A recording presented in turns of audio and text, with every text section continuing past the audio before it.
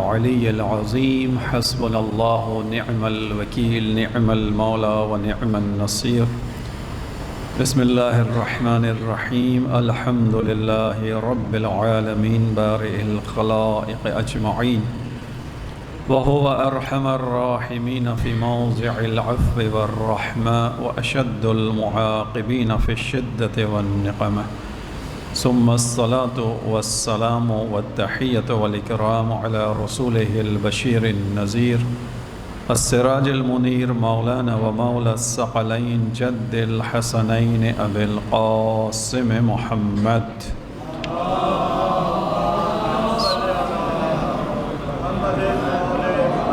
وعلى أهل بيته الطيبين الطاهرين المعصومين المظلومين الذين أذهب الله عنهم الرجس وطهرهم تطهيرا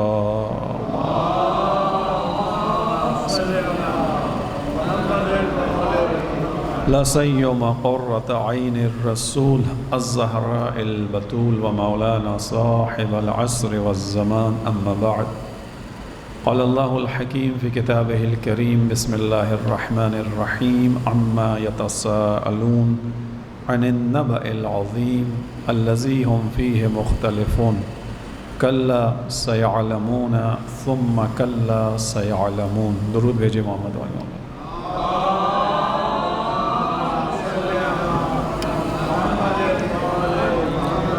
سورہ نبأ کے تفسیری نکات کے ساتھ آج ہمارا 5واں روز. خداوند عالم انشاءاللہ آپ کے آج کے روزے اور عبادت کو اپنی بارگاہ میں قبول فرمائے. آج کے روزے کا بہترین اجر آپ سب کو عنایت فرمائے. آج آیت نمبر 21 سے شروع کریں گے سورہ نبأ کہ جس کا اصل موضوع قیامت ہے، معاد ہے.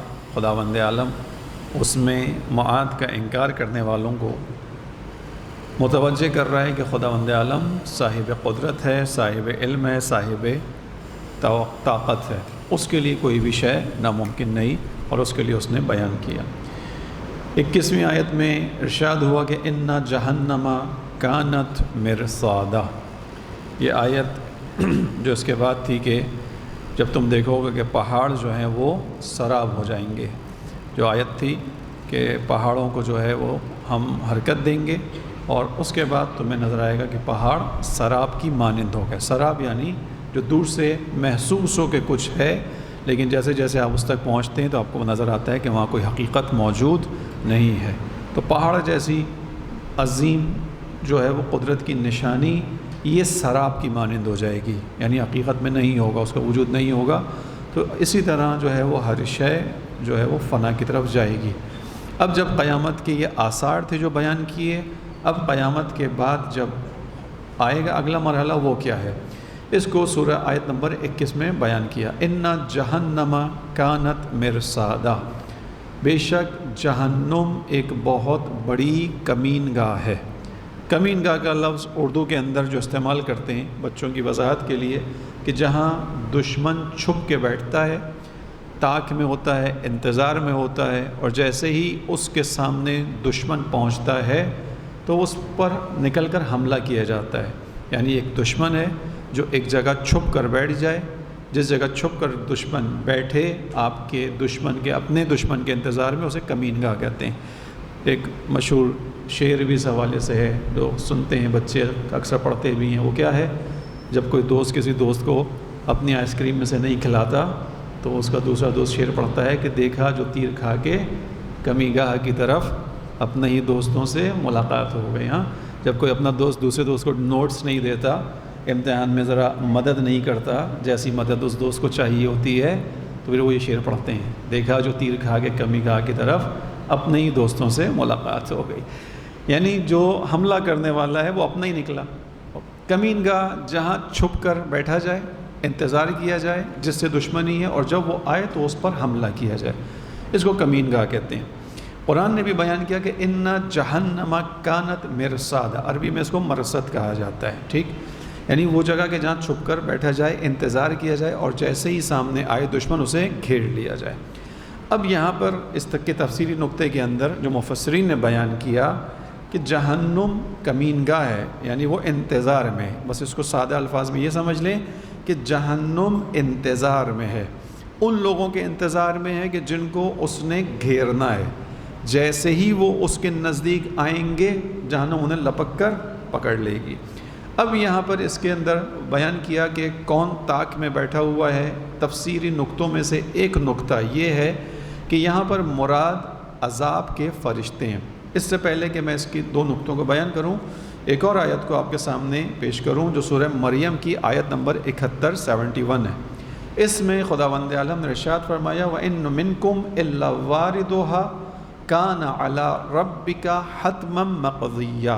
سورہ مریم آیت نمبر 71، اس کا ترجمہ یہ ہے کہ تم میں سے، یعنی انسانوں کو مخاطب کر کے خدا کہہ رہا ہے کہ تم میں سے ہر شخص نے جہنم میں جانا ہے۔ وَإِن مِّنكُمْ إِلَّا وَارِدُهَا، تم میں سے ہر شخص اس میں وارد ہوگا۔ کان علی ربک حتما مقضیہ، اور یہ تمہارے رب کا حتمی فیصلہ ہے۔ یعنی اس کا مطلب ہے کہ ہر انسان متن جہنم سے عبور کرے گا، ہر انسان جہنم سے گزرے گا، ہر انسان کا گزر جہنم سے ہوگا۔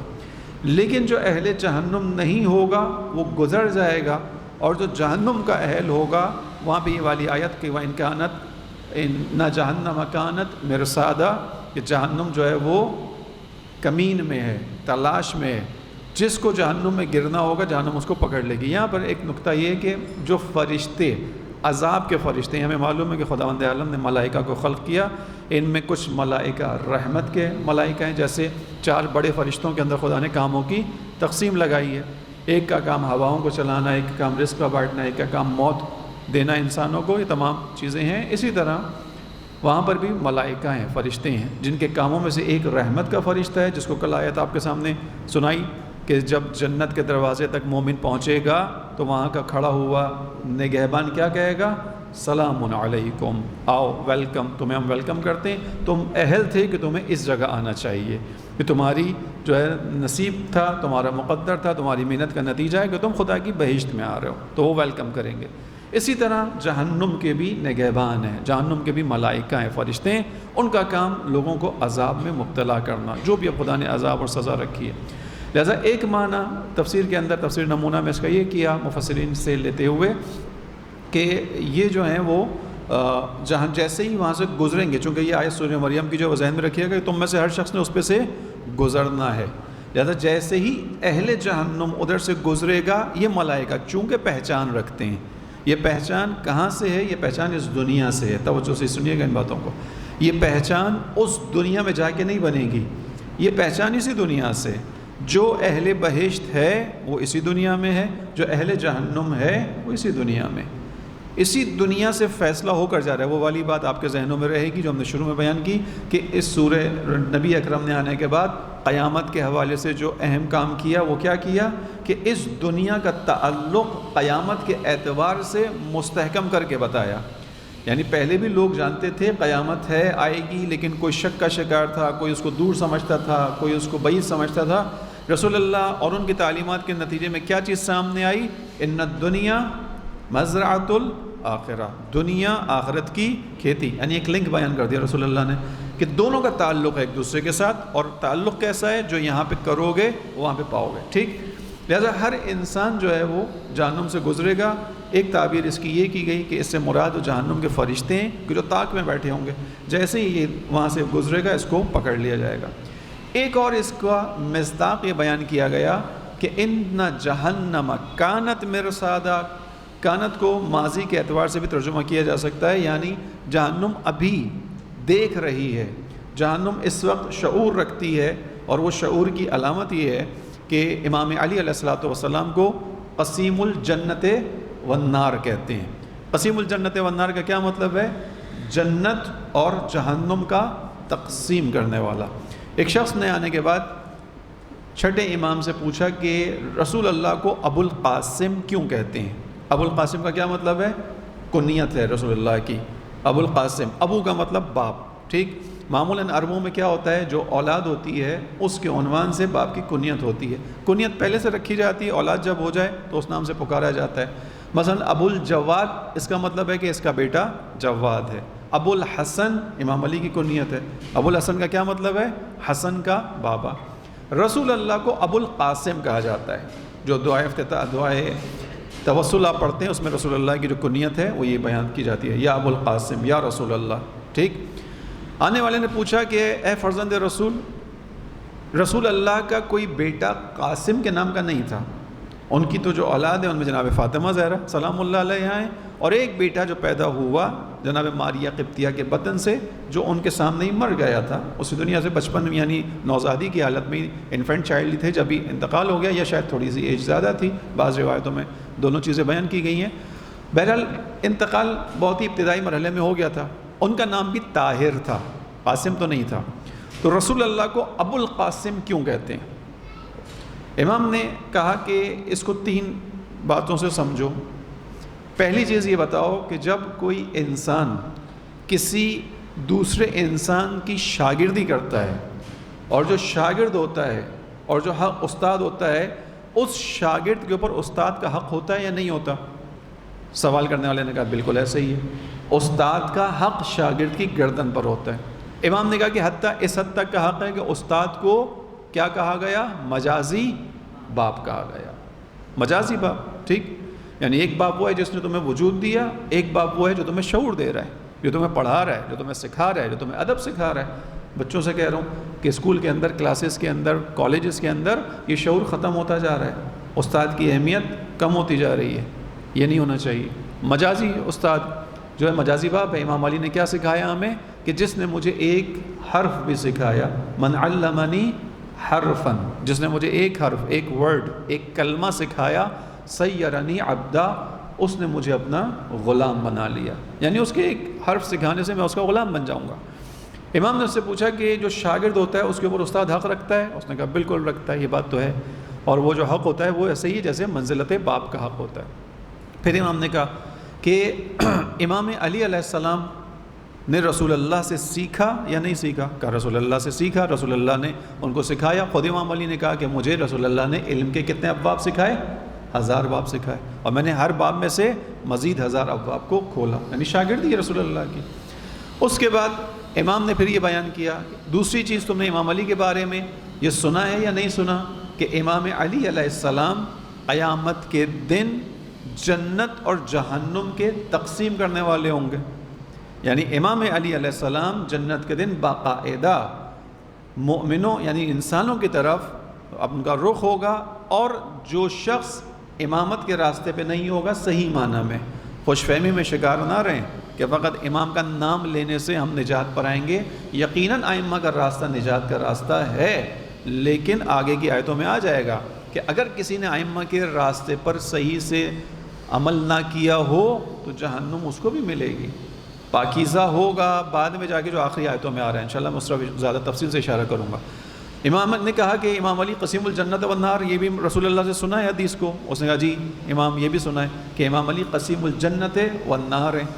تو امام صادق نے کہا کہ جو چیزوں کے درمیان تقسیم کرنے والا ہوتا ہے اسے کیا کہا جاتا ہے؟ قاسم کہا جاتا ہے.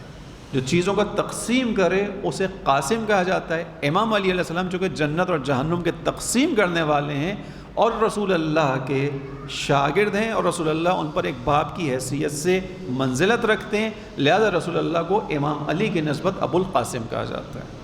درود پڑھے محمد علیہ محمد.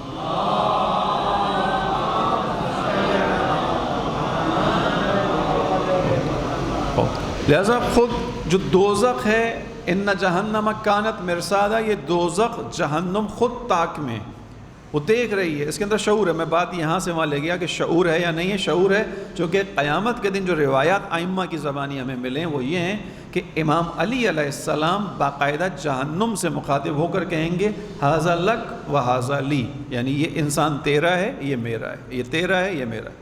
جو تیرا ہے وہ جہنم میں جائے گا، جو میرا ہے وہ امام کے ساتھ جنت کی طرف آئے گا. دعا کریں کہ امام علی علیہ السلام ہماری طرف اشارہ کر کے کہیں ھذا لی، یہ میرا ہے. اور خدا نے ہمیں اس دنیا میں امام علی کے ساتھ ہی بھیجا ہے، لہذا پوری کوشش کرنی ہے کہ کوئی ہمیں اس راستے سے ہٹا نہ پائے. چونکہ شیطان نے قسم کھائی تھی کہاں بیٹھے گا؟ صراط مستقیم پر بیٹھے گا بہکانے کے لیے، اور صراط مستقیم امام علی علیہ السلام کا ہی راستہ ہے.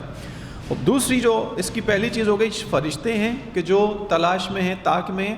دوسری اس کی تفسیر یہ کی گئی کہ خود دوزخ طاق میں ہے. آپ نے اگر دیکھا ہو، بچوں نے دیکھا ہو، جنگلوں میں ایک پودا پایا جاتا ہے کہ جس کو گوشت خور پودا کہتے ہیں. مجھے اس کا بھی سائنٹیفک نیم ایگزیکٹلی نہیں یاد، اگر میں غلطی پر ہوں تو کوئی اصلاح کر دے اگر بچوں کے ذہن میں آ جائے کسی کے. شاید پچر پلانٹ کہا جاتا ہے اس کو. شاید ہوتا کیا ہے، وہ اوپر اس کے جیسے کیپ ہوتا ہے اس طرح کا ہوتا ہے وہ، اور اس میں ہلکی ہلکی سے دانے سے نکلے ہوتے ہیں جیسے دانت ہوتے ہیں، اور وہ کھلا ہوا ہوتا ہے. جیسے ہی کوئی حشرہ اور چھوٹا سا کیڑا اس کے نزدیک آتا ہے، اس کے دہانے پر بیٹھتا ہے، جیسے ہی آتا ہے یہ مثلا کوئی بھی چھوٹا سا کیڑا، مکڑی، مکھی، کوئی بھی ایسی چیز، وہ پلانٹ ایک دم سے اپنے اس کیپ کو بند کر لیتا ہے، اور پھر وہ کیڑا نکلنا چاہے تو نکل نہیں سکتا، یہاں تک کہ وہ مر جاتا ہے. اور کہا اس لیے اس کو پلانٹ کو کہا جاتا ہے گوشت خور، گوشت کھانے والا پودا. وہ وہیں پہ مر جاتا ہے، وہیں اسی کے اندر وہ گل سڑ جاتا ہے. یہ جو پودا ہے یہ کیا ہے؟ یہ تاک میں تھا. اس مثال کو اس لیے میں نے دیا، یعنی یہ تاک میں تھا، اس نے اپنا کیپ اوپن رکھا ہوا ہے اور یہ تاک میں ہے، یعنی انتظار میں ہے. جیسے ہی اس کی حدود میں پہنچے گا کوئی حشرہ، کوئی کیڑا، کوئی مکوڑا، کوئی اسپائڈر جو اس کے کھانے کی چیز ہے، جیسے ہی اس کی حدود میں آئے گا یہ فوراً اس کو کیپچر کر لے گا. یہاں پر ایک مراد یہ ہے کہ جہنم خود کیپچر کر رہی ہے، جہنم خود پکڑے گی. جیسے ہی کوئی جہنم کی حد میں آئے گا جو اہل جہنم ہوگا، جہنم اس کو خود اپنے اندر جو ہے وہ ہضم کر لے گی. لہذا اس کی دو تعبیریں کی گئیں. ان جہنم کانت مرصادا، جہنم جو ہے ایک بڑی کمین گاہ ہے، یعنی جس میں چھپ کر بیٹھا جائے، انتظار کیا جائے، اور جیسے ہی شکار آئے اس کا شکار کیا جاتا ہے. دو تعبیریں کیا ہوئیں؟ ایک میں یہ کہ جہنم کے فرشتے انتظار میں، جیسے ہی کوئی جہنم کا اہل اوپر سے گزرے گا اسے دبوچ لیں گے. اور دوسری تعبیر کیا ہے کہ خود جہنم جیسے ہی کوئی اس حد میں جائے گا، اس حد کو انشاءاللہ آگے کی آیتوں میں اور وضاحت سے بیان کر دوں گا. جو بھی اس کی حد میں جائے گا شکار ہو جائے گا. اب یہاں پر جو حد میں جائے گا وہ شکار ہو جائے گا، اس چیز کو تھوڑا سا سمجھیے گا. حد میں جانے سے کیا مراد ہے؟ جہنم کی حد میں کون جائے گا؟ پہلے حد کو سمجھیں. حد ہم سمجھتے ہیں حدود ہوتی ہیں. جب ہم گھر بناتے ہیں، مثال کے طور پر 120 میٹر کا گھر ہے تو 120 گز کا جو گھر ہوتا ہے اس کی حدود ہوتی ہیں. ایک گھر کی اپنی حدود ہیں. اس کے بعد دوسرا گھر شروع ہوگا، پھر تیسرا گھر شروع ہوگا. یا اس کو اور آسان کر کے سمجھنا چاہیں، شہروں کی حدود ہوتی ہیں. اگر آپ شہروں سے باہر سفر کرتے ہیں، گاڑی میں جا رہے ہیں، ٹرین میں جا رہے ہیں، تو آپ کو ایک بورڈ نظر آئے گا. تھوڑی دیر بعد جب آپ نکلیں گے ایک شہر سے، نظر آئے گا اختتام حدود شہر کراچی. مثلا اختتام شہر حدود کراچی، یعنی کراچی کی حد ختم ہو گئی.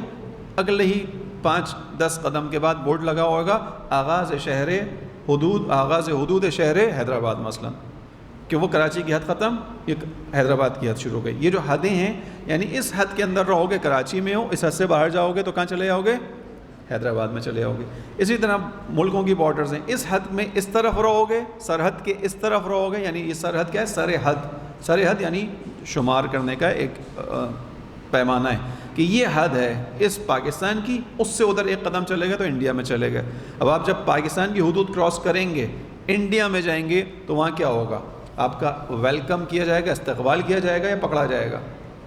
پکڑا جائے گا. کیوں پکڑا جائے گا؟ کیونکہ آپ نے اپنی حدود کو کراس کیا. اکثر آپ اخباروں میں پڑھتے ہوں گے، نیوز میں دیکھتے ہوں گے کہ کراچی کے سمندر سے جو ہے وہ انڈین ماہی گیر پکڑے گئے، پاکستان کے ماہی گیر انڈیا کی حدود سے پکڑے گئے. یہ کیسے ہوتا ہے؟ کیونکہ سمندر میں بھی حدود ہیں، لیکن لہروں کی وجہ سے، موجوں کی وجہ سے وہ حدود مکس ہو جاتی ہیں، پتہ نہیں چلتا، یا پریشر ہوا کا کشتیوں کو ادھر سے ادھر لے جاتا ہے. لہٰذا بیچارے ماہی گیر ادھر کے ادھر آ جاتے ہیں، ادھر کے مچھلی پکڑنے والے ادھر پکڑ لیا جاتا ہے، جیلوں میں ڈال دیا جاتا ہے، کئی مہینے قید رہتے ہیں، اس لیے کہ حد سے تجاوز کیا. یعنی ایک عینی مثال ہے جو ہم اور آپ دیکھ رہے ہیں. حد سے تجاوز کرو گے، دوسرے کی حد میں جاؤ گے، پکڑے جاؤ گے. اس کو ذہن میں بٹھانا تھا، بات اگر بیٹھ گئی ہو ذہن میں مثال. اسی طرح انسانیت اور جنت کی ایک حد ہے. اگر تم جنت کی حد سے نکلو گے تو اس حد کے بعد اس طرف کیا ہے؟ جہنم ہے. جنت کی حد سے نکلو گے خود بخود کہاں گرو گے؟ جہنم میں گرو گے. لہذا جنت کی حد میں رہنا ہے، جنت کی حدود میں رہنا ہے. خداوند عالم نے ہمارے لیے حدود بنائی ہیں. اب ہم اور آپ اس حد کو کراس کرتے ہیں. جب اس حد کو کراس کریں گے تو کیا ہوگا؟ کہاں گریں گے؟ خود بخود جہنم میں گریں گے۔ ان جہنم کانت مرصادا، کہ جہنم تو طاق میں، یعنی وہ بیٹھی ہوئی انتظار میں، جیسے ہی کوئی اس کی حد میں آئے گا جہنم پکڑ لے گی۔ یہ کیسے ہوتا ہے؟ اس کو آپ اور ہم دعائے کمیل میں پڑھتے ہیں، الہی و مولایا اجریت علی حکما، اے میرے مولا، اے میرے پروردگار۔ توجہ سے سنیے گا، ہر شب جمعہ آپ دعا کمیل پڑھتے ہیں۔ اس حد کا ترجمہ یا تذکرہ یہاں پر ہے، الہی و مولایا، اے میرے معبود، اے میرے مولا، اجریت علی حکما، تو نے میرے لیے کچھ حکم کو جاری کیا تھا، تو نے میرے لیے حکم جاری کیا تھا کہ میری زبان دوسروں کے مقابلے میں کیسی ہونی چاہیے۔ تو نے حد بنائی تھی، تو نے حد یہ بنائی تھی کہ میری زبان کسی کی دل آزاری نہ کرے، زبان کی حد تھی۔ تو نے میری زبان کی ایک حد بنائی تھی کہ میری زبان سے کسی کا دل نہ ٹوٹے۔ تو نے میری زبان کے لیے حد بنائی تھی کہ میری زبان کسی کی چغل خوری اور غیبت میں مبتلا نہ ہو۔ اے میرے پروردگار، اے میرے مولا، تو نے میرے آنکھوں کے لیے حد بنائی تھی کہ میں اس کائنات کے اندر تیری ہزاروں لاکھوں حلال چیزیں انہیں دیکھوں، جیسے ہی کوئی حرام صحنہ آئے میں اپنی آنکھ کو پھیڑ لوں۔ تو نے حد بنائی تھی پروردگار، جیسے حضرت یوسف نے اپنی آنکھوں کو اس آمادہ گناہ سے پھیڑ لیا، چونکہ انہیں معلوم تھا یہ حد کے تجاوز کرنے والی بات ہے، خدا نے حد بنائی ہے۔ تو نے میرے لیے حد بنائی ہر چیز کے اندر، ماں باپ کے ساتھ گفتگو میں، احترام میں حد، اپنے دوستوں کے ساتھ دوستی کے اندر تو نے ایک حد بنائی تھی۔ بچے جو بیٹھے ہو رہے ہیں مخصوصاً ان کے لیے میں خاص طور پہ یہ نکات بیان کر رہا ہوں روزانہ، کہ دوستیوں کے اندر بھی حد ہے۔ وہ حد کیا ہے؟ کہ دوست وہ بناؤ کہ جو تمہیں تمہاری حد سے باہر لے کر نہ جائے۔ حد سے باہر جب انسان چلا جائے گا تو قیامت میں ایک دوست اپنے دوست کے متعلق کہے گا، کیا کہے گا؟ قرآن سن لیجئے، یہ ایک انسان اپنے ہاتھ کو مارے گا، کاٹے گا، یوم یعض الظالم علی یدیہ، اس دن ظالم انسان اپنے ہاتھ کو کاٹے گا، مارے گا۔ یہ تذکرہ ہمارا ہو رہا ہے، ممکن ہے ہمارا آپ اس میں آ جائیں، جس کو سمجھنا ہے۔ یوم یعض الظالم علی یدیہ ویقول، اور کہے گا، کیا کہے گا؟ کاش میں نے رسول کے راستے کو اپنایا ہوتا، یا ویلتا لیتنی لم اتخذ فلانا خلیلا، کاش میں نے، اے کاش میں نے فلاں کو اپنا دوست نہ بنایا ہوتا۔ یہ آپ کہیں گے، آپ سے کہیں گے، مراد یہ کہ ممکن ہے میں اور آپ کہیں قیامت میں اگر ہمارا دوست ہمیں حدود سے آگے لے جائے، خدا کی حدود سے آگے لے جائے، اور وہاں پر ہمیں پکڑا جائے گا اور ہم کہیں گے کہ یہ تو ہم دوست کی وجہ سے آگے، تو ہمارا عذر قابل قبول نہیں ہوگا۔ خدا کہے گا عقل دی تھی، سمجھ دی تھی، فہم دیا تھا، ساری چیزیں دی تھی۔ حد کو کراس کریں گے۔ امام علی نے کیا بیان کیا؟ الہی و مولایا اجریت علی حکمت، تو نے میرے لیے ہر چیز میں ایک حد لگائی، لیکن میں نے کیا کیا؟ اتبعت فیہ ہوا نفسی، میں نے تیری حدود کا خیال نہیں کیا، میں اپنے چکر میں اپنی خواہشات نفسانی کی پیروی کرتے ہوئے تیری حدود کو پھلانگ گیا۔ یعنی حد بنی ہوئی تھی، میں نے اس چکر میں کہ میں آگے بڑھ جاؤں، اپنی خواہش نفسانی کی پیروی کر لوں، میں نے تیری حدود کو پھلانگ لیا، کراس کر گیا، میں نے تیرا خیال نہیں کیا۔ پھر کیا ہوا؟ وَلَمْ أَحْتَرِسْ فِيهِ مِنْ تَزْعِينِ عَدُوِّ، حالانکہ مجھے عقل تھی کہ جو میں حدود کو کراس کر رہا ہوں، اور اس کراس کرنے کو، حد کے پار کرنے کو جو میں اچھا سمجھ رہا ہوں، یہ اچھا نہیں ہے، یہ میرا دشمن ہے جو مجھے اکسا رہا ہے۔ تزئین عدوی یعنی میرا دشمن اس چیز کو خوبصورت بنا کے پیش کر رہا تھا میرے سامنے۔ میں انٹرنیٹ پر بیٹھا ہوا تھا، کوئی نہیں تھا، تنہائی تھی، میں حدود کو کراس کر رہا تھا، شیطان میرے دل میں وسوسہ ڈال رہا تھا کہ اچھے مناظر ہیں، شیطان میرے دل میں وسوسہ ڈال رہا تھا کہ یہ لطف اندوزی کے مناظر ہیں، اس سے لطف اٹھاؤ۔ میں جب نامحرم پہ غلط نگاہ ڈال رہا تھا، شیطان میرے دل میں وسوسہ ڈال رہا تھا۔ لہذا کیا ہوا کہ میں تھوڑا سا اگر سوچ لیتا، مجھے سمجھ میں آتا کہ تو دشمن میرے لیے اس کو زینت دے کے بیان کر رہا ہے۔ میں جانتا تھا کہ تو نے غیبت کو حرام قرار دیا، میں جانتا تھا کہ غیبت کا گناہ تو نے اتنا بڑا قرار دیا کہ جیسے ایک انسان اپنے مردار بھائی کا گوشت نوچ کر کھائے، یعنی ایک لاش پڑی ہے جو اس کے اپنے بھائی کی ہے اور انسان اس گوشت میں سے نوچ کر کھائے۔ کون ہے جو یہ کام کرے گا کوئی؟ خدا نے اس لیے اس کی برائی کو ایسے بیان کیا ہے قرآن کے اندر کہ اس طرح ہے غیبت کرنا کہ جیسے تم اپنے مردہ بھائی کا گوشت نوچ کے کھاؤ، کوئی نہیں کرے گا کام، لیکن غیبت میں مزہ آ رہا ہوتا ہے۔ کیوں آ رہا ہوتا ہے؟ تزئین عدوی، ذہن میں رکھیے گا، تزئین عدوی یعنی دشمن کا کام ہی یہی ہے، وہ زینت دے کے بیان کرتا ہے، وہ چیزوں کو آرائش کر کے بیان کرتا ہے، وہ چیزوں کو بنا سنوار کر پیش کرتا ہے۔ مثال کے طور پہ آج کی زبان میں بات کریں، جو دشمن ہے انسانیت کا امریکہ، وہ اپنی غلامی کو ایک زینت اور فخر کے طور پہ بیان کرتا ہے، قوموں کو اس بہانے سے اپنے پیچھے لے کر آتا ہے کہ دیکھو اگر امریکہ کے ساتھ چلو گے تو تمہاری دنیا آباد ہو جائے گی، حالانکہ جو اس کے پیچھے چلا اس کی دنیا برباد ہو گئی۔ ٹھیک، تزیین عدوی بہت وسیع مفہوم ہے، آپ جوان ہیں، آپ کو اپنے ذہن میں ابھی سے یہ مفہوم بٹھانے، اگر امام کا ساتھ دینا ہے، نہیں دینا آپ کا فیصلہ ہے، آپ کی مرضی ہے، کوئی زبردستی نہیں ہے۔ خدا نے زبردستی کام نہیں لینا، یہ بھی ذہن میں بٹھائیے گا، خدا زبردستی کام لینے والوں میں سے نہیں ہے، خدا اپنا سجدہ زبردستی نہیں کرواتا، ایسے ہی ہے۔ بعض دفعہ ہوتا ہے صبح سوتے ہوئے نماز گزر جاتی ہے، کبھی کوئی آیا جس نے ہاتھ پکڑ کے اٹھایا ہو، اماں ابا نے تو شاید ہاتھ مار مار کے اٹھایا ہو، اللہ کی طرف سے کوئی اور نہیں آتا کہ اٹھو بھائی نماز پڑھو، اللہ کا نقصان ہو رہا ہے تمہاری نماز نہ پڑھنے سے، ایسا نہیں ہے، زبردستی نہیں ہے، جو آئے گا خود آئے گا۔ اور یہ حدود کراس کر کے میں جہنم کی حد میں کب جاؤں گا؟ جب میں جنت کی حدود کو چھوڑ دوں گا، جنت کی حدود سے نکلوں گا، آٹومیٹکلی کہاں فال کروں گا، کہاں گروں گا؟ جہنم کے اندر۔ ٹھیک، لہٰذا میں نے کیا کیا، مجھے کوئی خوف محسوس نہیں ہوا، جو دشمن میرے سامنے اس چیز کو بیان کر رہا تھا، فغرنی بما اہوا، بس جو میں چاہتا تھا اس نے مجھے دھوکہ دے دیا، فتجاوزت، یہ جملہ ہے، فتجاوزت، میں نے تجاوز کیا، کراس کر لیا، بما جرى علی من ذلک بعض حدودک، فتجاوزت بعض حدودک، میں نے تیری لگائی ہوئی بارڈرز کو کراس کر لیا، میں نے پرواہ نہیں کی، میں نے کہا لگایا ہے، خدا نے حکم لگایا ہوگا، مجھے اس وقت مزہ آ رہا ہے، خدا نے روکا ہے، روکا ہوگا، مجھے اس وقت مزہ آ رہا ہے، خدا نے اضافی سرمایہ جو ہے اس کا پروفٹ کمانے سے روکا ہے، خدا نے کہا کہ ڈبل کر کے لوگوں کی مجبوری کا فائدہ نہ اٹھاؤ، روکا ہوگا، میرا تو بینک بیلنس بڑھ رہا ہے، مجھے تو یہ پتہ ہے، میں نے 100 روپے کی چیز خریدی ہے، 400 روپے میں مارکیٹ میں جا رہی ہے، میرے پاس تو 300 روپے کا منافع آ رہا ہے، حدود لگائی ہوں گی، دیکھا جائے گا، بعد میں اس سے صدقہ کر دیں گے، خیرات کر دیں گے، توبہ کر لیں گے، معاف کروا لیں گے۔ ٹھیک، اس چیزیں ذہن میں رکھیے گا، شیطان بہت ظرافت سے کام کرتا ہے، آپ کو ابھی ذہن مطالب کو سمجھنا ہوگا۔ لہذا یہ وہ حد تھی جس کو میں نے بیان کیا کہ اگر جنت کی حد سے نکلیں گے تو کہاں جائیں گے؟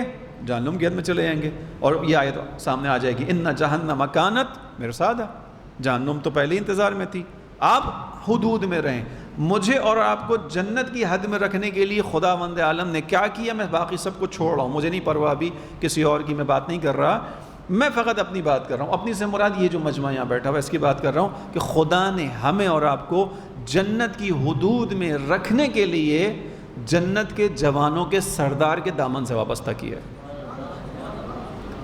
یہ بڑا امتیاز ہے ہمارا، یہ بہت بڑا امتیاز ہے، اس سے بڑی سعادت کیا ہوگی کہ خداوند عالم نے جنت کے جوانوں کے سردار کے دامن سے وابستہ کیا۔ آپ کو ایسا ہے یا نہیں ہے؟ ایسا ہی ہے۔ اب جس قوم کے پاس جنت کے جوانوں کے سردار ہوں، جس قوم کے پاس سیدۃ النساء العالمین، دنیا اور آخرت کی خواتین کے سردار ہوں، ان کی ماننے والی خاتون پھر کبھی بھی جنت کی حدود سے باہر نہیں جا سکتی۔ لیکن افسوس ہے کہ ان کی ماننے والی خاتون اپنی بے پردگی سے جنت کی حدود سے باہر چلی جاتی ہے۔ ایسا ہی ہے کہ نہیں ہے؟ جناب سیدہ اگر خواتین کے سردار ہیں تو یہ سردار کا طریقہ کار کیا ہے؟ قبیلہ سردار کے کہنے پہ چلتا ہے۔ یہاں پر بھی سرداری نظام آپ لوگ جانتے ہیں کیا ہوتا ہے۔ جو قبیلے کا سردار ہوتا ہے قبیلہ اس کے تابع ہوتا ہے۔ تو آئیے اپنے قبیلے کے سردار کو، خدا نے کس کو ہمارا قبیلے کا سردار بنایا ہے؟ امام علی کو، رسول اللہ کو، جناب سیدہ کو، امام حسن امام حسین کو۔ لہٰذا اگر اس قبیلے کے نظام پر بھی چلنا ہے تو کیا کروں؟ اپنے سردار کے پیچھے چلوں۔ تو میرا سردار کیا کر رہا ہے؟ میری سیدانی جو سیدۃ النساء العالمین، ان کا کردار کیا ہے؟ پردہ، حجاب۔ جن کی آخری وقت میں بھی جو اگر کوئی مشکل ہے اور جس کی وجہ سے وہ پریشان ہیں، تو وہ کیا مشکل ہے؟ فضہ سے کیا کہتی ہیں؟ اسما سے ظاہراً کہتی ہیں فضہ سے مجھے وہ ہوا بھی کہ میں اس لیے پریشان ہوں کہ آخری وقت میں جب انسان مر جاتا ہے تو اس کو جس طرح ہمارے یہاں اٹھایا جاتا ہے، اس کا جنازہ تخت پہ ڈال دیا جاتا ہے، اوپر سے چادر ڈال دی جاتی ہے جس سے جسم کے خد و خال واضح ہوتے ہیں، پتہ چل جاتا ہے جنازہ مرد کا ہے کہ عورت کا ہے۔ میں گھبرا رہی ہوں اس بات سے۔ اور پھر انہوں نے آ کے خبر دی کہ نہیں، میں آپ کو ایک ایسی چیز بتاتی ہوں جو میں نے حبشہ میں دیکھی تھی، اور تابوت ظاہراً پہلی مرتبہ انہوں نے بیان کیا تھا، جناب اسما نے بیان کیا تھا۔ لہٰذا یہ حدود ہیں، توجہ رکھیے گا، یہ حدود ہیں۔ اگر ہم جنت کی حد سے باہر نکلے تو ان جہنم کانت مرصادا، اس کی حد کھلی ہوئی ہے، آپ ادھر سے نکلیں گے ادھر خود بخود گریں گے اور نتیجہ جہنم ہے۔ خوب، اس کے بعد اگلی آیت نمبر 22، للطاغین مآبا، یہ جو جہنم ہے یہ کس کے پلٹنے کی جگہ ہے؟ یعنی پلٹ کر آئیں گے کون؟ سرکشی کرنے والوں کے پلٹنے کی جگہ ہے۔ جہنم کس کی جگہ ہے؟ کس کا مقام ہے؟ سرکشی کرنے والوں کے پلٹنے کی جگہ ہے۔ مآبا پلٹنے کی جگہ۔ پلٹنے کا لفظ ہم اردو میں استعمال کرتے ہیں، کہاں کرتے ہیں؟ جیسے میں ابھی آپ کے سامنے کہوں کہ ہم سب اس درس کے ختم ہونے کے بعد اپنے اپنے گھروں کو پلٹ جائیں گے۔ کیا مطلب ہے کہ ہم کہاں سے آئے تھے؟ گھر سے آئے تھے، ہم اپنے اپنے گھر کو پلٹ جائیں گے، واپس چلے جائیں گے۔ مآب اس معنی میں ہوتا ہے پلٹنا، یعنی جو سرکشی کرنے والا ہے اس دنیا کے اندر وہ حقیقت میں اہل جہنم ہے، جو نافرمانی کرنے والا ہے وہ اہل جہنم ہے۔ قیامت کے اندر وہ کیا کرے گا؟ اپنی منزل کی طرف پلٹے گا، یعنی وہ جس چیز کا اہل تھا، جو اس کا اصل گھر تھا، وہاں پلٹے گا۔ سرکشی کرنے والا اپنی جگہ پر پلٹے گا، جہنم کی حد میں قدم رکھنے والا جو جہنم کی حد میں قدم رکھے گا اس کا راستہ کہاں سے شروع ہوگا؟ اس کا راستہ سرکشی سے شروع ہوگا۔ سرکشی بچوں سے متعلق بیان کروں، کس چیز کو کہتے ہیں سرکشی؟ بقرعید میں آپ نے دیکھا ہوگا، ایک محسوس مثال فقط بیان کر رہا ہوں، بقرعید میں آپ نے دیکھا ہوگا کہ بعض دفعہ تھوڑا سا تگڑا جانور کوئی اگر گاڑی سے اتر رہا ہو اور اس کو کیل سے باندھا جا رہا ہو، کسی جگہ پہ باندھا جا رہا ہو، تو وہ مثلا بل ہے، گائے ہے، بکرا ہے، کوئی طاقتور تگڑا سا، تو کیا کرتا ہے؟ بار بار رسی کو چھڑاتا ہے، کھینچتا ہے۔ یا وہ گھوڑا کہ جس کے اوپر کوئی سواری کرنا چاہے اور گھوڑا بار بار اپنی پچھلی ٹانگوں کو اچھالتا ہے، اپنے اوپر کسی کو سواری نہیں کرنے دیتا۔ یہ سرکشی کی کیفیت ہے، یعنی یہ سرکش ہوا ہے، یہ مہار نہیں ہے، آرام نہیں ہے، سرکش ہے۔ اسی طرح انسان کے نفس میں سرکشی ہے۔ خداوند عالم نے انسان کے لیے اپنے احکام کو اس لیے نازل کیا کہ انسان ان احکام کے ذریعے سے آرام دہ زندگی گزارے۔ انسان بھی گھوڑے کی مانند اپنی ٹانگوں پر اچھلتا ہے، خدا کے احکام کو اچھال کر پھینک دیتا ہے، یہ سرکشی ہے۔ جب سرکشی کوئی کرتا ہے تو نتیجہ کیا ہوتا ہے؟ للطاغین مآبا، سرکشی کرنے والا اپنے مقام کی طرف پلٹ جاتا ہے۔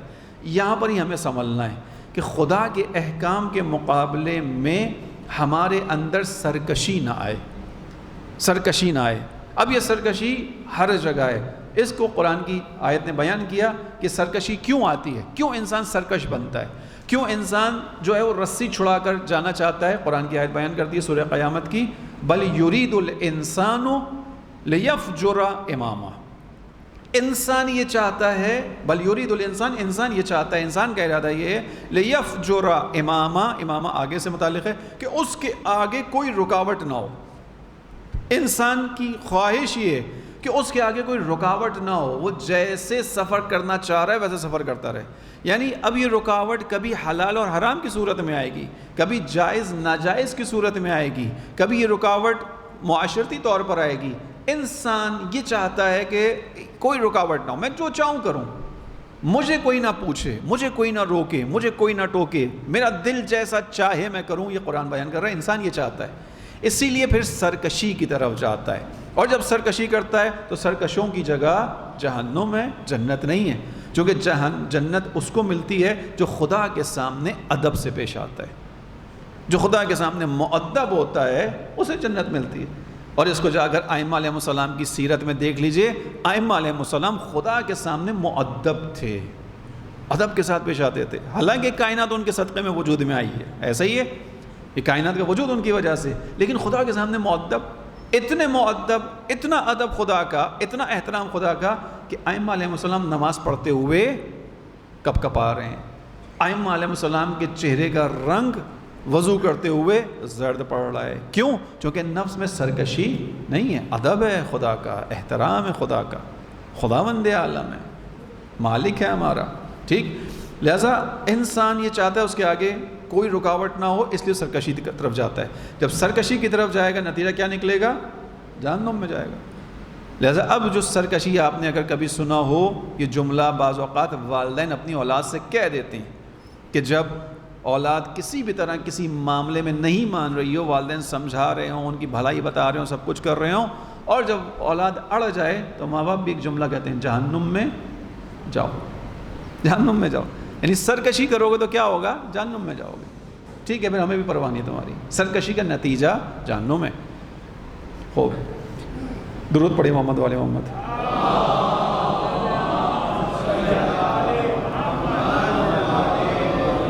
بس انسان شرعی حدود کو نہ توڑے، اس کا مطلب ہے سرکشی یعنی شرعی حدود کو توڑنا۔ خدا نے کہا کہ تمہارے لیے محفلوں میں مکس گیدرنگ کو میں نے حرام قرار دیا ہے، سرکشی نہ کرو۔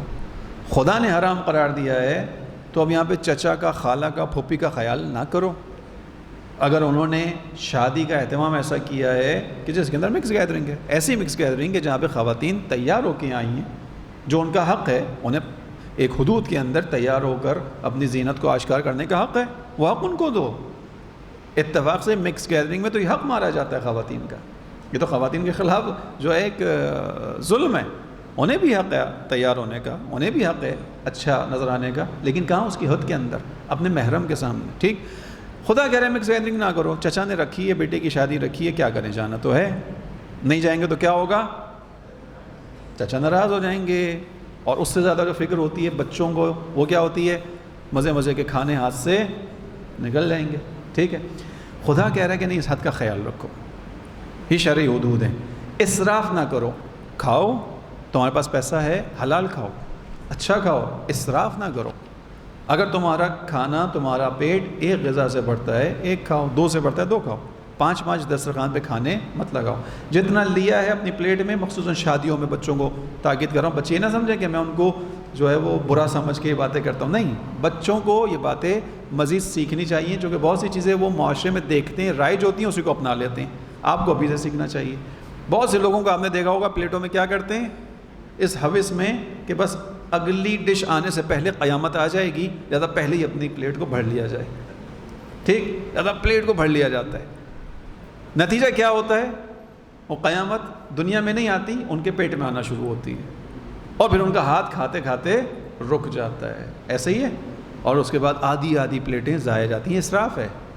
اسراف فقط یہ تھوڑی کہ میں اپنے پیسے سے اسراف نہ کروں، نہیں، اسراف ہے خداوند عالم کی بنائی ہوئی غذا، یہ اسراف ہے۔ اگر میں نکال کر اسے جھوٹا نہ کروں، سالم بچا ہوا کھانا کسی کو چلا جائے گا، لیکن جب میں اس کو بچا کر اپنی پلیٹ میں اس میں سے نوچ کے کچھ حصوں کو کھا کر پھینک دوں گا، وہ پھینک جائے گا۔ اسراف ہے، خدا کو اس کا جواب دینا ہے ہم سب نے۔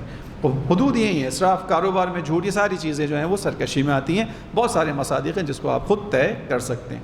آیت نمبر 23۔ اب جب انسان کی جو ہے وہ تلاش میں جہنم تھی، یعنی جب اس نے خدا کی حدود کو کراس کیا، آٹومیٹکلی جہنم کی حد میں چلا گیا۔ جب جہنم کی حد میں گیا تو یہ تو کس کی پلٹنے کی جگہ تھی، سرکشوں کی جگہ تھی۔ اب جب یہاں پہ گیا تو اب اگلی خصوصیت وہ کیا ہوگی، لابسین فیہا احقابا۔ اب یہ جہنم میں جب آ گیا تو اب یہ اسی میں رہے گا، اب اسی کے اندر اس کو رہائش ملے گی۔ لابسین رہائش سے متعلق ہے، رہے گا، اسی کے اندر رہے گا۔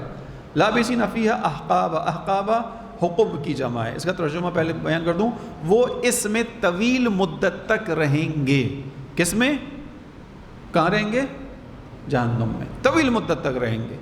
خوب طویل مدت تک انسان جنت میں رہے گا، وہ طویل مدت رہے گا یا ہمیشہ رہے گا، ہمیشہ رہے گا۔ جنت میں جو ایک بار چلا گیا وہ جنت سے باہر نہیں آئے گا۔ جہنم میں کچھ چیزیں ہیں جو آگے آ رہی ہیں۔ جو جہنم میں چلا گیا، لابسین فیہا احقابا، وہ اس کے اندر طویل مدت تک رہے گا۔ احقاب جمع ہے حقب کی۔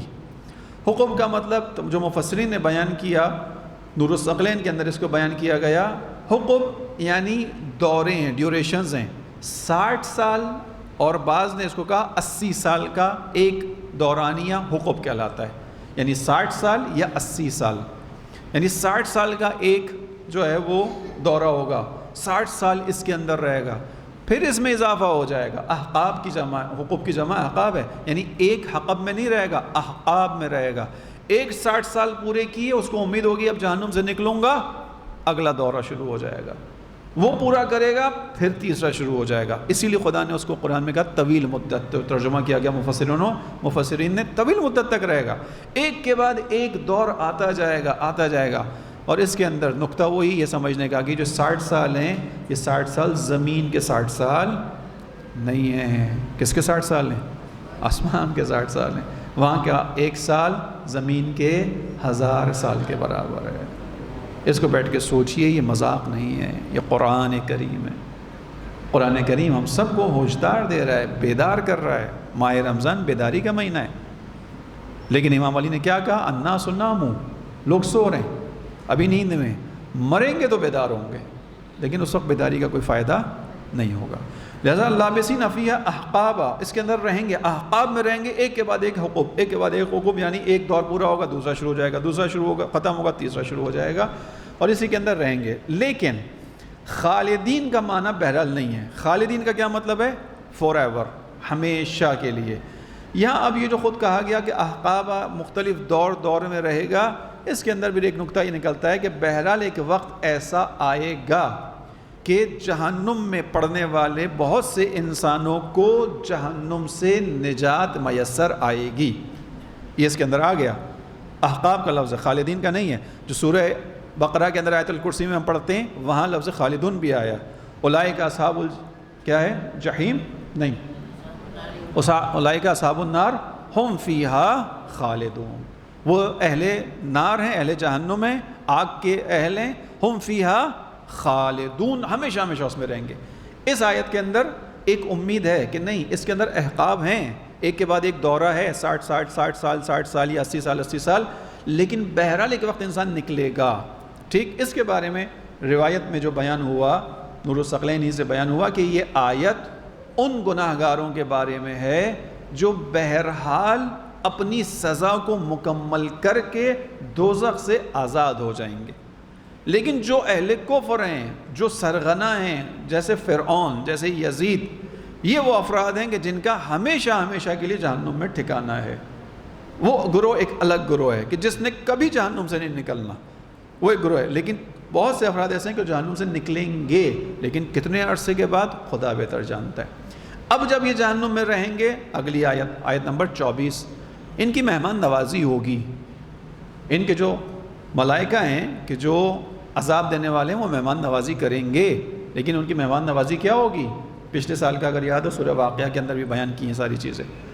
اس میں بیان کیا لا یذوقون فیہا بردن ولا شرابا، وہاں یہ جہنم میں پڑنے والا کہ جسے بہرحال ایک وقت نکلنا ہے، لیکن کب خدا جانتا ہے۔ اس کو کوئی معمولی نہ سمجھا چلو بھائی اگر چلے گئے تو کوئی بات نہیں، ایک وقت نکل جائے گا، نہیں۔ امام میں نے بھی بیان کیا 60 سال بھی لگا لیں اور ہر سال 1000 سال کا بھی ہو تو کتنے ہزار سال ہو گئے، اور اس 60,000 سال کے اندر آپ وہاں مزے سے بیٹھے نہیں رہیں گے۔ اس میں پڑھنے والے کے ساتھ کیا ہوگا؟ جو اگلی آیت بتا رہی ہے، کیا ملے گا اسے؟ ملے گا لا یذوقون فیہا بردن ولا شرابا، وہاں نہ کوئی ٹھنڈی چیز چکھیں گے اور نہ ہی کوئی اچھا خوشگوار پانی پئیں گے، چونکہ زندگی تو گزرے گی تو مہمان نوازی تو ہوگی، لیکن پہلے جو نہیں ملنا وہ بتا دیا، آگے جو ملے گا وہ بتایا جا رہا ہے۔ لا یذوقون فیہا بردن ولا شرابا، کیوں کہا کہ وہاں انہیں کوئی ٹھنڈی چیز نہیں ملے گی؟ اس لیے کہ کہاں پہ وہ کس انوائرمنٹ کے اندر ہیں؟ جہنم کے اندر، جہاں آگ ہی آگ ہے۔ اس آگ کے اندر آپ ذرا سا بھی حرارت میں باہر چلے جائیں، جہاں سورج کی روشنی تیز ہو، تپش تیز ہو، اور آپ گھر جب واپس آئیں ماہ رمضان کے علاوہ تو آتے ہی پہلا کام کیا کرتے ہیں؟ ٹھنڈا پانی پیتے ہیں، نہاتے ہیں، ٹھنڈا پانی پیتے ہیں۔ آتے ہی پہلا کام آپ کیا کریں گے؟ پانی۔ باہر آپ جا رہے ہیں، روڈ پر آپ چل رہے ہیں، وہاں پہلا کام آپ دکان سے کیا کریں گے؟ ٹھنڈا پانی۔ کیوں؟ کیونکہ باہر بہت سخت گرمی ہے، جتنی شدت گرمی کی بڑھتی جائے گی پیاس کی طلب بڑھتی چلی جائے گی، نیچرل ہے، فطری ہے یہ۔ ٹھیک، خدا کہہ رہا ہے کہ وہاں پہ جب چلے جاؤ گے تو تمہاری مہمان نوازی ہوگی، تمہیں پیاس لگے گی، لیکن تمہیں ملے گا کیا؟ یہ سمجھ لو، تمہیں ٹھنڈا تو نہیں ملنے والا۔ یہاں پہ کسی کے پاس حق ہے کہ وہ خدا پر اعتراض کرے؟ ہے کوئی مجمع میں بیٹھا ہوا جو کہے بھائی یہ کیا بات ہوئی؟ خدا کہے گا نہیں، میری مرضی ہے، میں نے تمہیں پہلے بتا دیا تھا، اب جو دینا ہے وہ میں دوں گا، میں بتا رہا ہوں۔ لا یذوقون فیہا بردن، یہ تو جان لو کہ وہاں ٹھنڈک نہیں ہے۔ اب جب ٹھنڈک نہیں ہے تو اس کے مقابلے پہ کیا چیز ہے؟ گرمی ہے، تپش ہے۔ ولا شرابا، شراب کہتے ہیں اس پانی کو جو پینے کے قابل ہو، اس پانی کو جو خوشگوار پانی ہو، ٹھنڈا پانی، خوشگوار پانی ہو، اس کو شراب کہا جاتا ہے عربی کے اندر۔ یہاں پہ ان کو نہ پانی ملے گا نہ ٹھنڈک ملے گی، کیا ملے گا؟ الا حمیما وغساقا، ملے گا، تم پیو گے، کیا پیو گے؟ جلتے ہوئے پانی کو پیو گے، کھولتا ہوا پانی ہوگا، اور غساق کہتے ہیں زخم سے نکلنے والے مواد کو، جس کے اندر پیپ اور خون شامل ہوتا ہے۔ غساق کیا چیز ملے گی پینے کو؟ اللہ حمیمہ، حمیمہ یعنی کھولتا ہوا پانی، وہ پانی کے جو جوش مار رہا ہوگا، جس کے اندر سے شعلے جو ہیں وہ بلبلے اٹھ رہے ہوں گے، وہ پانی کے جس کے اندر ابھار آ چکا ہوگا، کھولتا ہوا پانی، وغساقا، فقط پانی کافی نہیں ہے، اس کے بعد وہ چیز کہ جو پیپ ہوگا، خون ہوگا، جو جسم کے زخموں سے نکلا ہوا مواد ہوتا ہے۔ حقیقت میں بتائیے، ہم تو اس چیز کو دیکھ کر ہمیں کراہت آتی ہے، پٹی کرتے وقت اگر اپنے ہی جسم پہ زخم لگ جائے، پٹی اتارتے وقت تھوڑا سا انسان کراہتا ہے، بھائی کیا عجیب سی شکل بن گئی اس زخم کی، وہاں وہ کھانے کو ملے گا۔ ایک سوال، آیا اس کو نہ کھانے کا آپشن موجود ہوگا؟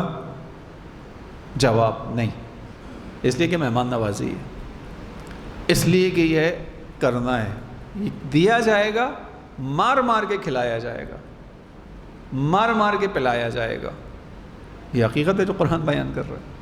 ائمہ علیہ السلام اگرچہ خداوند عالم کی برترین مخلوق ہیں، لیکن ایسا ہی نہیں تھا کہ ائمہ جہنم کا تذکرہ کرتے ہوئے غش کھا کے گر پڑتے تھے، ایسا ہی نہیں تھا کہ امام علی علیہ السلام جہنم کا تذکرہ کر کے غش کھاتے تھے، کچھ تو تھا، حقائق ہیں۔ ہم نے بالکل ایک نارمل چیز لے لی جہنم کو، ہم نے سوچا ہوا ہے کہ ہمارے پاس جو ہے وہ سند موجود ہے کہ ہم نے یہاں سے سیدھا مرنے کے بعد ڈائریکٹ ہماری فلائٹ کہاں اترے گی؟ جنت کے اعلیٰ ترین درجے میں اترے گی۔ خدا کرے ایسا ہو، ایسا ہو سکتا ہے، لیکن اس کے لیے پھر وہ کردار بھی ادا کرنا پڑے گا، ٹھیک ہے۔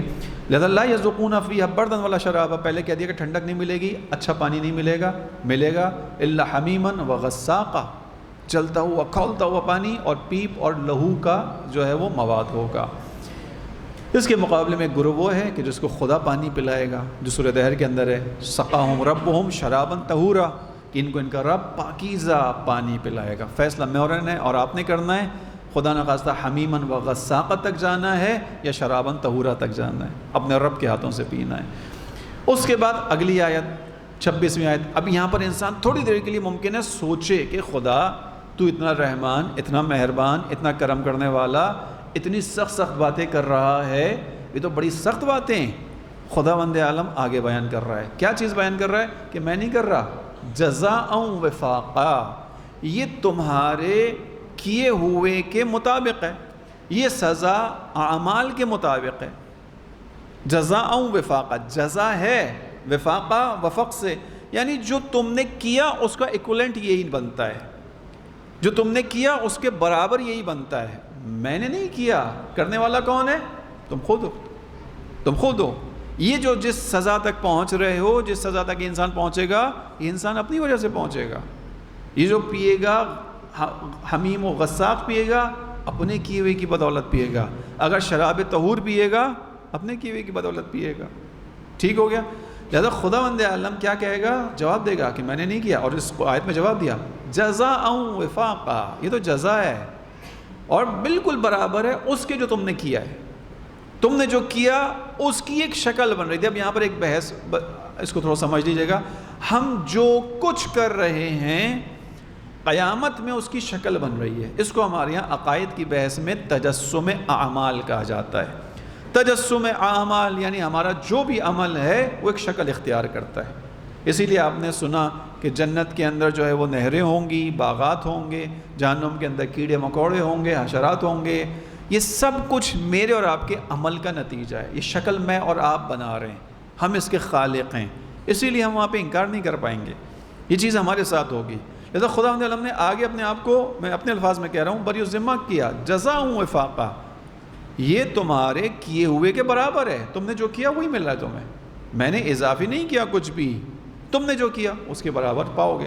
جو دنیا میں کیا مخصوصاً ظالم اور غاصب طبقہ اس کا شکار ہوگا۔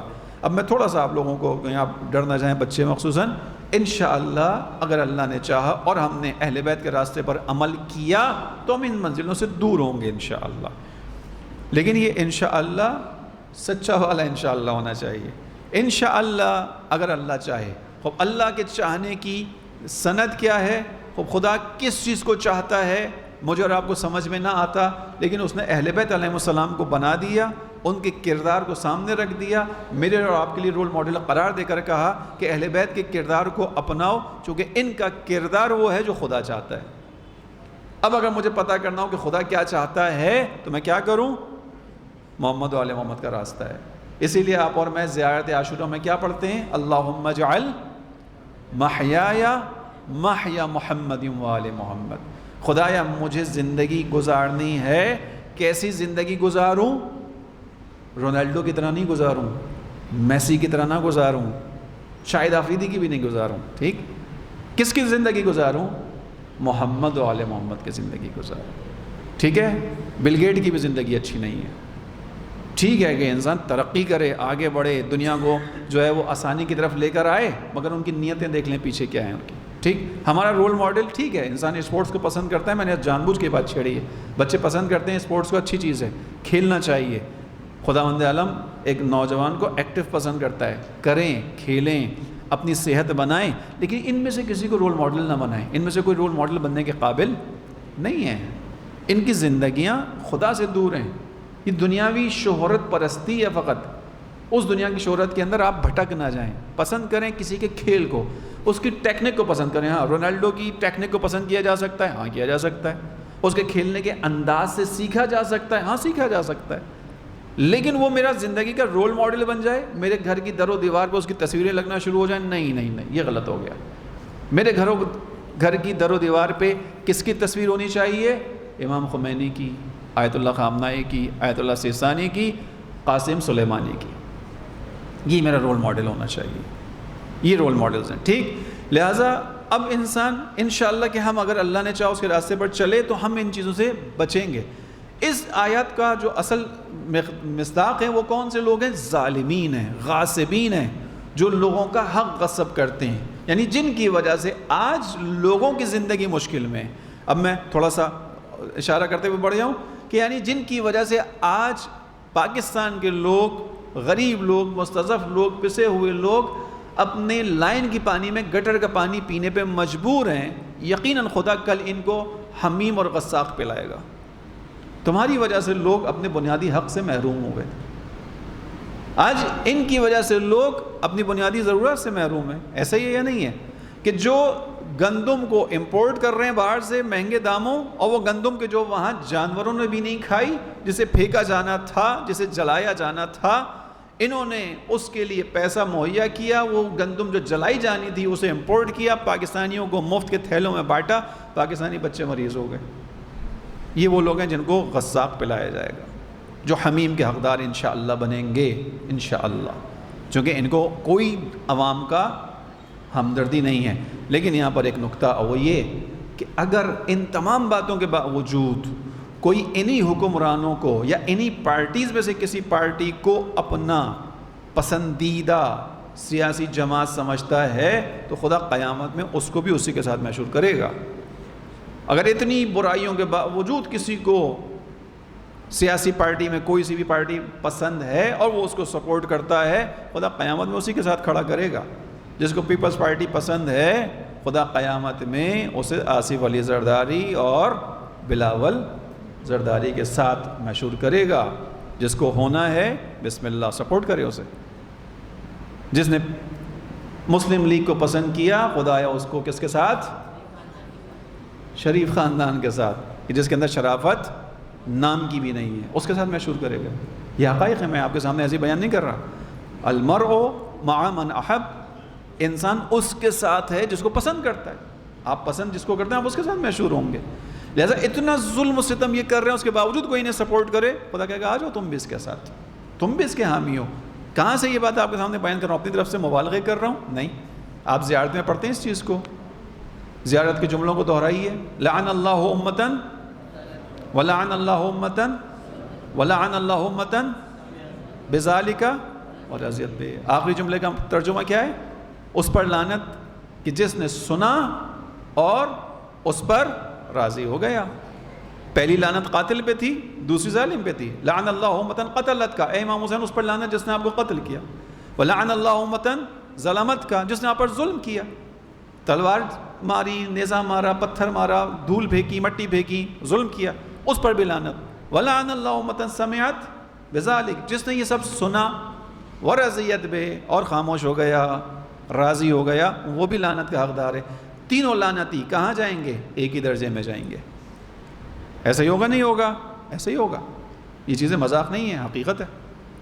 میری اور آپ کی جو دلی وابستگی ہے یہ میری اور آپ کی جنت اور جہنم کا فیصلہ کرنے والی ہے۔ اس دنیا کے اندر اب حکمرانوں سے تھوڑا نیچے آ جاؤں، بہت اوپر لیول پہ چلا گیا، ہمارے اپنے دوستوں میں، دوستی کے سرکل میں بھی ایسا ہی ہوگا۔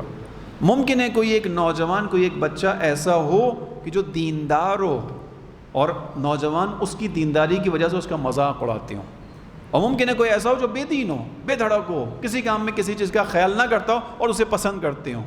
تو آپ جس دوست کو پسند کریں گے قیامت میں اسی کے ساتھ محشور ہوں گے، جس دوست کو پسند کریں گے۔ لہذا اپنی گیدرنگ کو بہت سوچ سمجھ کے بنانا ہے، اپنے حلقے کو بہت سوچ سمجھ کے بنانا ہے۔ یہ گیدرنگ معمولی نہیں ہے، یہ آپ کی اس دنیا اور اس دنیا کی سعادت اور بدبختی کا فیصلہ کرنے والی ہے۔ یہ آپ کا حلقہ دوست، حلقہ احباب طے کرے گا آپ اس دنیا میں سعادت مند ہیں یا بدبخت ہیں، اس دنیا میں سعادت مند ہیں یا بدبخت ہیں۔ لہذا یہ معمولی چیزیں نہیں ہیں، بہت احتیاط کرنی ہے، بہت توجہ کے ساتھ چلنا ہے۔ یہ زندگی ایک بار ملی ہے لیکن ہمیشہ کے لیے ملی ہے۔ کیا مطلب ہمیشہ کے لیے ملی ہے؟ اس دنیا کے بعد جو دنیا ہے وہ ہمیشہ کے لیے، لہذا جو فیصلہ آپ نے کیا وہ ہمیشہ ہمیشہ کے لیے۔ خوب، جزاء وفاقا، یہ جو ان کو ملا یہ ہم نے نہیں کیا، یہ تو ان کے اپنے کیے ہوئے کا نتیجہ ہے۔ گناہگار جب وہاں پہنچے گا وہ خدا سے معذرت کرے گا، اپنے عمل کو دیکھ کر، اپنے انجام کو دیکھ کر معذرت کرے گا۔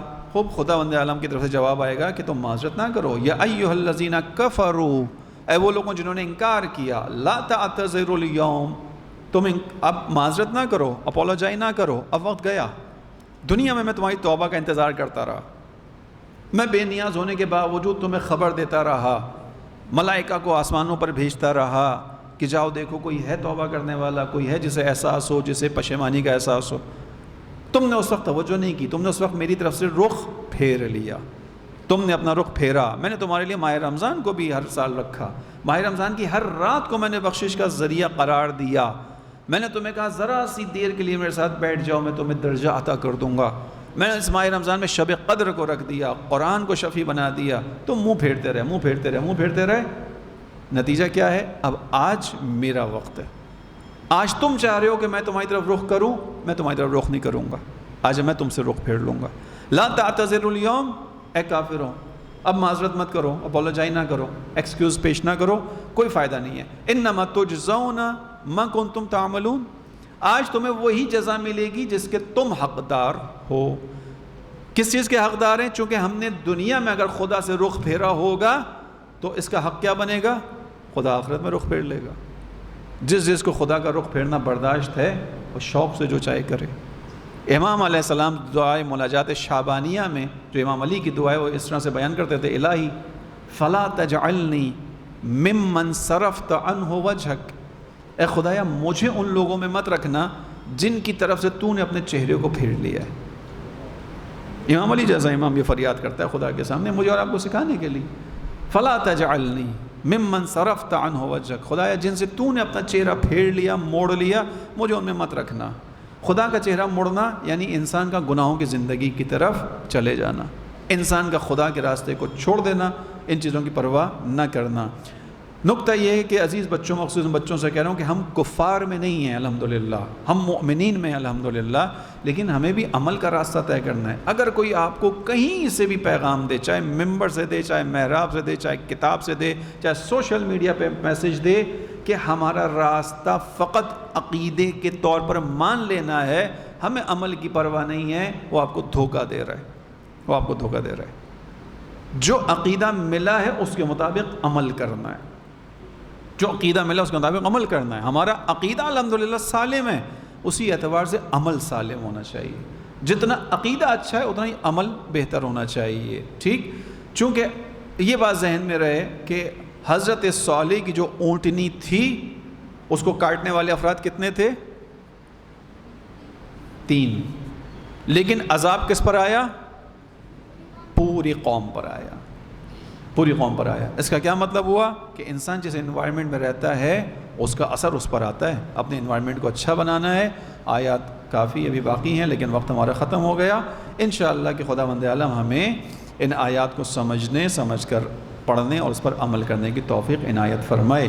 خدا نے جس طرح ہمیں بہترین عقیدہ دے کے اس دنیا میں بھیجا، ہمیں اہل بیت علیہ السلام کے دامن سے وابستہ کیا، خدا ہمیں اہل بیت کے راستے پر چلنے کی توفیق بھی عنایت فرمائے، خدا اس راہ میں ہمیں آنے والے دھوکوں سے محفوظ رکھے، خدا ہمارے جوانوں کے عقیدے کی عمل کی اصلاح فرمائے، خدا کرے کہ ہم سب شعور کے ساتھ اپنے زمانے کے امام کے ظہور کا زمینہ فراہم کرنے والوں میں سے قرار پائیں، خدا کرے ہم اپنی زندگی میں زمانے کے امام کو اس دنیا پر خدا کی حکومت کو قائم کرتا ہوا دیکھنے کے قابل بن سکیں، خدا کرے ہم اپنے زمانے کے امام کے کسی کام آ سکیں۔ ربنا تقبل منا انک انت السمیع العلیم برحمتک یا ارحم الراحمین۔